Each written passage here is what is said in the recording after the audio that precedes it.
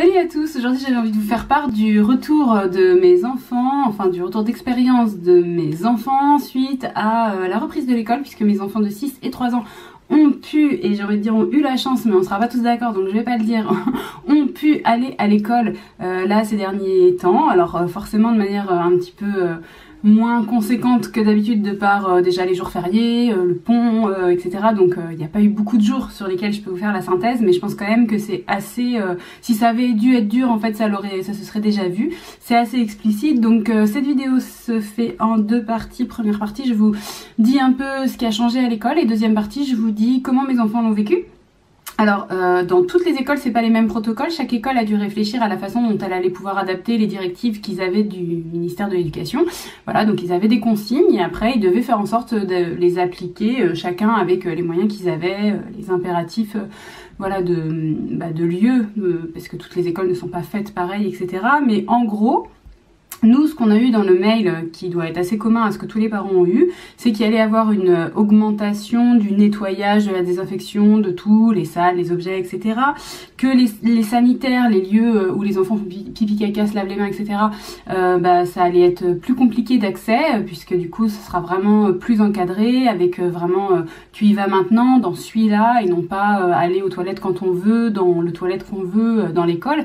Il y a des toilettes, par exemple, dans l'école où mes enfants vont, qui sont disposés à certains endroits de l'école, et en fait chaque classe a ses toilettes maintenant attitrées pour éviter que ça change. L'accueil des élèves et le retour des élèves auprès de leurs parents se fait de manière échelonnée, donc avec des arrivées d'enfants qui se font à telle heure, puis 10 minutes après, puis 10 minutes après, puis 10 minutes après. Donc c'est aussi un petit peu de changement pour les familles qui du coup doivent s'adapter à des horaires qui changent. C'est aussi pour les familles des contraintes quand il y a des fratries, puisqu'il peut y avoir un enfant qui démarre 20 minutes après l'autre. Il y a aussi la contrainte dans la salle de classe d'avoir des lieux vraiment identifiables par les enfants comme étant le lieu qui leur est réservé. Donc les salles de classe, elles sont aérées, etc. Et puis ensuite, il y a un endroit qui est déterminé pour que l'enfant puisse jouer, puisse utiliser le matériel que l'instituteur lui a déterminé pour lui, sachant que ce matériel-là ne peut pas être interchangé avec les copains et que les élèves n'ont pas le droit de se déplacer au sein de la classe librement. Donc la circulation justement, elle est pas libre dans la classe, mais elle est pas libre non plus à l'extérieur. Dans les couloirs, il y a un genre de sens de circulation, d'espacement, mais maintenant ça vous connaissez aussi, hein, si vous avez été dans les grandes surfaces, vous avez vu comment c'était, hein, tout est bien organisé, au sein de l'école c'est un peu pareil. Dans la récréation, il y a aussi une délimitation des espaces, mais les enfants arrivent quand même à jouer ensemble en restant à distance. C'est quand même accepté, toléré, et nous on a la chance que dans l'école où mes enfants vont, ils peuvent amener leur vélo, donc en fait ils peuvent tout simplement faire tous des tours à vélo. Alors je dis tous, en fait ils sont très peu nombreux puisque les récréations sont échelonnées aussi de façon à ce qu'il n'y ait pas trop d'élèves en même temps dans la cour. Ça les empêche pas de profiter de l'extérieur, mais ça je vais vous en reparler après quand je vais vous dire comment ça s'est passé pour mes enfants. Pour tout ce qui est cantine périscolaire, j'en parlerai pas parce qu'il y a encore d'autres règles, mais du coup bon, je ne les ai pas testées, je peux pas trop détailler. Et pour le personnel doit se conformer au port du masque, tout ça, donc ça implique des normes, ne pas s'approcher trop des enfants, ne pas les toucher, enfin voilà, de respecter en fait les consignes qui sont les consignes pour tout le monde. Maintenant, la façon dont mes enfants l'ont vécu, c'est vrai que quand on lit ça, c'est un petit peu anxiogène, et je pense que c'était aussi fait pour être dissuasif, parce que c'est bien sûr plus facile de gérer une école avec pas trop d'enfants. Je le comprends très bien. Moi, j'avais vraiment très envie qu'ils y aillent, mais j'étais tout à fait prête à accepter qu'ils y aillent qu'une demi-journée par semaine, par exemple, pour que chacun puisse y aller. Je comprenais très bien que mes enfants n'allaient pas forcément prendre toute la place.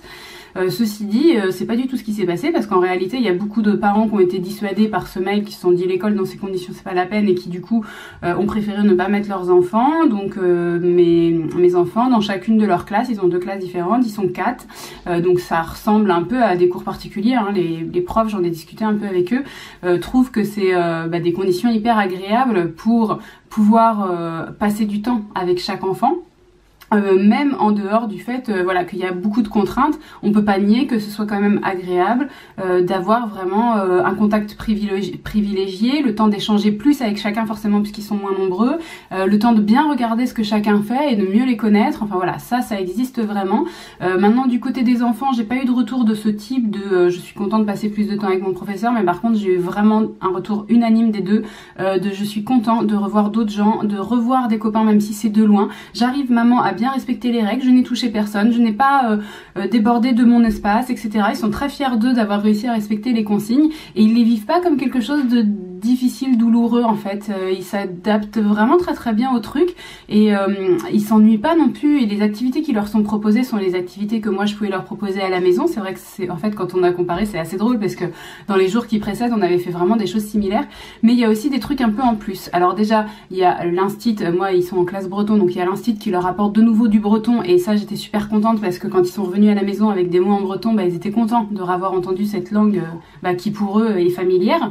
Ils ont aussi eu un petit tour de magie, donc mon grand m'a dit j'ai vu comment l'instit avait fait, mais bon c'était un truc que moi j'aurais pas fait. Ils ont aussi fait pas mal de jardinage, de plantation dans la cour, il y a un petit potager et du coup en disant bah toi tu te mets là, toi tu te mets là, toi tu te mets là, en fait chacun pouvait faire un petit peu de plantation, donc ils ont pu faire ça plusieurs jours d'affilée et ils étaient très contents aussi. Mais nous on n'a pas de jardin, on fait pas de plantation, donc ça leur apporte du neuf. Et puis même si c'était juste de faire des tours de vélo, qui est finalement un peu le truc qui revient le plus, même en temps normal, quand je vais les chercher à l'école, ils me racontent pas forcément toujours ce qu'ils ont fait dans la classe en premier c'est la récré et du coup ils me disent souvent on a fait de la trottinette, on a fait du vélo, on a joué à chat, etc.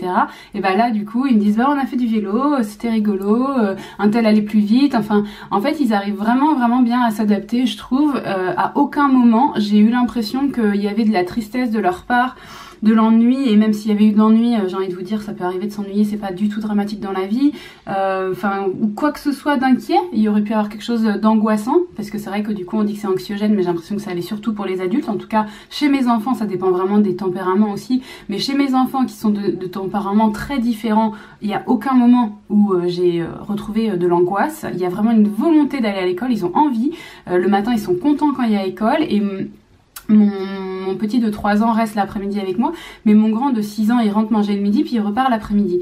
Et en fait à chaque fois il me dit on retourne quoi, il est content de retourner. Il y a même au début la première semaine il y avait vraiment une impatience quoi, il était motivé un quart d'heure avant d'y aller.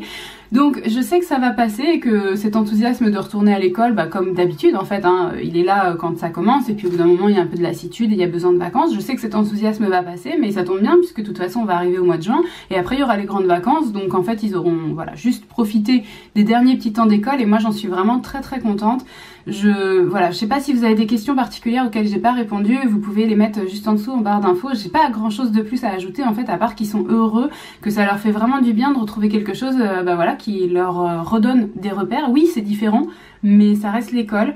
Et en fait eux ils s'associent assez bien à ce nouvel univers d'école, ils ont pas de mal à faire la transition, voilà. Et donc du coup j'avais envie de vous en faire part parce que je sais que là il va y avoir des parents qui vont être interrogés pour savoir si à partir du 2-3 juin ils ont envie que leurs enfants retournent. Je pense que c'est vraiment une réflexion à avoir avec votre enfant.